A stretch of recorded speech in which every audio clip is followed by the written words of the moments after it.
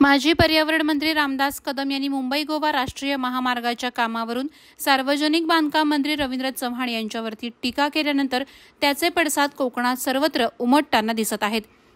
काल सोमवारी दापोलीमध्ये उत्तर रत्नागिरीचे जिल्हाध्यक्ष केदार साठे यांनी पत्रकार परिषद घेऊन रामदास कदम यांच्यावर जळजळीत टीका केल्यानंतर आज रत्नागिरी शहरामध्ये दक्षिण रत्नागिरी भाजपाने जोरदार निदर्शनं करत रामदास कदम यांच्या वक्तव्याचा निषेध केला।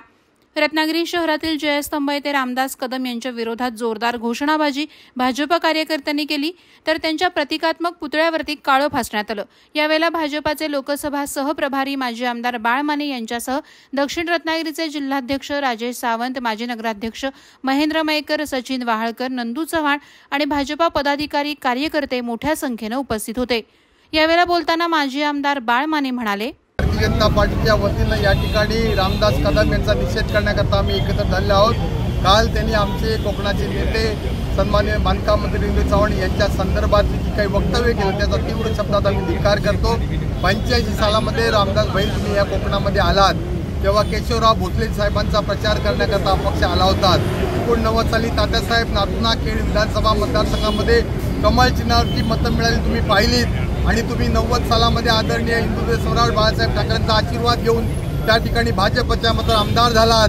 2009 सालामध्ये तुम्ही विरोधी पक्ष नेते झालात, परंतु आदरणीय बाळासाहेब ठाकरेंना सोडून आदरणीय उद्धवजींना सोडून तुम्ही प्रत्येक वेळेला त्या ठिकाणी बेईमानी केलेली आहे आणि आज महायुतीमध्ये तुम्ही मिठाचा खडा टाकताय। मुंबई गोवा महामार्गाकरता कोट्यावधी रुपये गडकरी साहेबांनी मोदी साहेबांनी दिलेत। आमचे आदरणीय चव्हाण साहेब या ठिकाणी तो रस्ता लवकर होण्याकरता प्रयत्न करतायत। राणे साहेबांनी बघा सिंधुदुर्गचा रस्ता पूर्ण केलाय। 366 किलोमीटरपैकी फक्त 50 किलोमीटर रस्ता अपुरा झालाय। MEP कंपनीला कोणी हकवलं, हॅन इन्फ्रा कंपनीला कोणी हकवलं आणि आरवलीपासून लांजापर्यंतचा रस्ता फक्त अपुरा राहिला आहे। चांगल्या रस्त्याबद्दल तुम्ही रवींद्र चव्हाण साहेबांना धन्यवाद दिले पाहिजेत। कचेडीतला टनेल झाला त्याच्याबद्दल धन्यवाद दिले पाहिजेत, परंतु मला वाटतं तुम्ही काहीतरी सुपारी घेतलेली दिसते। आज तुम्हीच त्या ठिकाणी केलेला जो वृद्धाश्रम आहे खेडमध्ये, मला वाटतं त्या ठिकाणी जाण्याची वेळ आली। बिचारे आदरणीय योगेशदादा कदम आमदार झालेत, बहुतेक ते तुम्हाला परत आमदार व्हावे असं वाटत नाही आणि मला वाटतं तुमची शुगर आणि डायबिटीज जास्त वाढलेला आहे, तेव्हा कृपा करून तोंडाला पट्टी लावा आणि तुमच्या वृद्धाश्रमामध्ये थांबा। आम्ही महायुती म्हणून त्या ठिकाणी तत्पर आहोत आणि आज 15,000 कोटी रुपयाचा हा महामार्ग भूसंपादनामध्ये 4 पट मोबदला हे जर कोणी दिलं असेल तर मोदी सरकारने, देवेंद्र फडणवीस सरकारने त्या ठिकाणी दिलेला आहे आणि म्हणून लवकरात लवकर आपण आपली रवींद्र चव्हाणांच्या बद्दलचं केलेलं वक्तव्य मागं घ्या। नौटंकी नव्हे, हा प्रामाणिकपणाचा आमचा प्रयत्न आहे आणि म्हणून मी तुमचा या निमित्तानं धिक्कार या ठिकाणी करतो।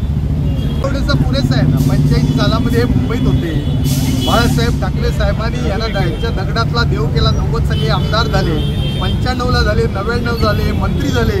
हे ज्या वेळेला 2005ला शिवसेना फुटली त्यावेळेला राणे साहेबांना जाणारे पहिले होते, त्यांना पुढे पाठवलं आणि आपण थांबले आणि विरोधी पक्ष नेते झाले। गुहागरची विधानसभा हट्टानं त्या ठिकाणी मागितली, त्यावेळेला सुद्धा भाजपा शिवसेनेच्या युतीमध्ये यांनीच खडा टाकला। खरं यांना दापोली विधानसभा मतदारसंघ होता तिथं ते गेले नाहीत, पटेल तट्टूपणा केला। उद्धवजींनी त्या ठिकाणी भाजपच्या नेत्यांना विनंती केली, माझा विरोधी पक्ष नेता आहे त्याला उमेदवारी गुहागरपर्यंत मिळाली पाहिजे, आम्ही त्याग केला त्या ठिकाणी, परंतु त्या उद्धवजींना सुद्धा फसवून हे रामदास भाई गेले। आता यांच्याबद्दल आणखी काय बोलायचं, म्हणून तुम्ही आवरा। आम्ही आजही तुमचा अजूनही सन्मान करतोय। त्या योगेश दादाला परत आमदार करायचं झालं तर भाजपला तुम्ही दुखावण्याचा प्रयत्न करू नका, एवढा या निमित्तानं इशारा देतो। आम्ही सगळेजण रवींद्र चव्हाण साहेबांच्या पाठीमागं ठामपणे आहोत, राणे साहेबांच्या पाठीमागं ठामपणे आहोत आणि भारतीय जनता पार्टी या कोकणामध्ये चांगल्या प्रकारची विजयी होणार आहे, खात्री या निमित्तानं मी देतो। यावेळी जिल्हाध्यक्ष राजेश सावंत यांनी प्रतिक्रिया देताना रामदास कदम यांच्यावर केलेली कविता वाचून दाखवली।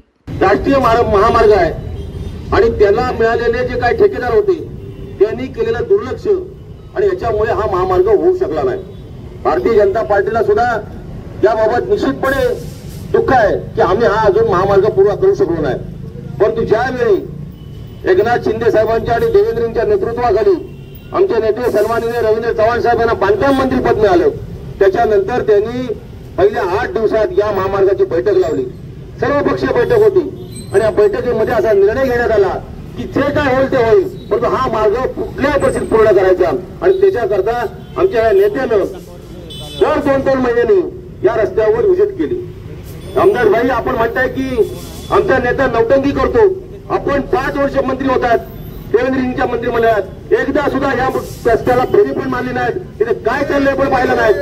असं असताना आपल्याकडे अधिकार असताना आपण ज्यावेळी कोकणवासियांची दिशाभूल करताय, अधिकार असताना आपले अधिकार वापरले नाहीत आणि ज्याच्याकडे अधिकार आहे तो माणूस जर या ठिकाणी येऊन कुठलीही त्याची जबाबदारी नसताना, खरं हा राष्ट्रीय महामार्ग आहे, महाराष्ट्र शासनाचा याच्याशी काही संबंध नाही, परंतु गडकरी साहेब पूर्ण देशामध्ये नेतृत्व करत असताना आपल्या कोकणातला हा रस्ता लवकरात लवकर पूर्ण व्हावा त्याच्याकरता एखादा माणूस जर प्रयत्न करत असेल आणि रस्त्यावर उतरून जर पाहणी करत असेल तर त्याला नौटंकी म्हणणं म्हणजे स्वतःचं पाप लपवण्यासारखं आहे. तुम्ही ती नौटंकी का नाही करू शकलात? तुम्हाला कुणी अडवलं होतं? या ठिकाणी असलेले पालकमंत्री जे होते, 2 वेळा पालकमंत्री तुमच्या बरोबर जे होते, त्या पालकमंत्र्यांनी कधी या रस्त्यावर जाऊन चौकशी केली का की रस्ते का होत नाहीत? कधी बैठका घेतल्या का? आणि त्याच्यामुळे तुम्हाला बोलण्याचा नैतिक अधिकार नाही. आणि चव्हाण साहेब हे संयमी आहेत, भाजपचे कार्यकर्ते सुद्धा संयमी आहेत. चव्हाण साहेबांनी सांगितल्याप्रमाणे आमच्या संयमाची वाट बघू नका. जर चव्हाण साहेबांच्या बद्दल तुम्ही असं बोलाल तर आज हे फक्त प्राथमिक आहे, हे फक्त छोटंसं आंदोलन आहे. युती तुटायला कारणीभूत तुम्ही व्हाल, आम्हाला युती तोडायची नाही. देवेंद्रजींचा आम्हाला जो काय आदेश आहे तो आम्ही आदेश पाळू, पण अशा पद्धतीने आमच्या नेत्यांचे जे अपमान करत राहिलात तर भारतीय जनता पार्टी बरोबर नसेल तर तुमच्या योगेश दादाला निवडून येताना अडचणी निर्माण होतील. जसं बाळासाहेब माने बोलले, या योगेश दादाचं तुम्ही स्वतःहून वडील म्हणून नुकसान करताय, ते नुकसान टाळायचं असेल तर भारतीय जनता पार्टीच्या लोकांचा आदर करायला शिका. तुम्हाला सांगण्या एवढे आम्ही लहान कार्यकर्ते आहोत वयानं, परंतु ज्यावेळी घरातला माणूस सरभर वागतो त्यावेळी त्या घरातल्या लहान माणसाची जबाबदारी येते की त्याला व्यवस्थित सांग म्हणून सांगायची. ते आम्ही काम करतोय. भविष्यात तोंडातून असे शब्द काढणार नाहीत अशी अपेक्षा व्यक्त करतो आणि तुमच्यासाठी गाणं मात्र इथं आणलंय ते फक्त तुमच्याबरोबर म्हणतो. माझ्या मागून फक्त म्हणायचं, बाई तुम्हाला कशाची झाले घाई,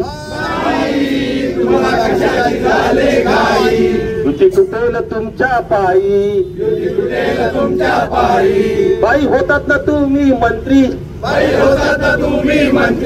तेव्हा खाल्ली का केळी संत्री,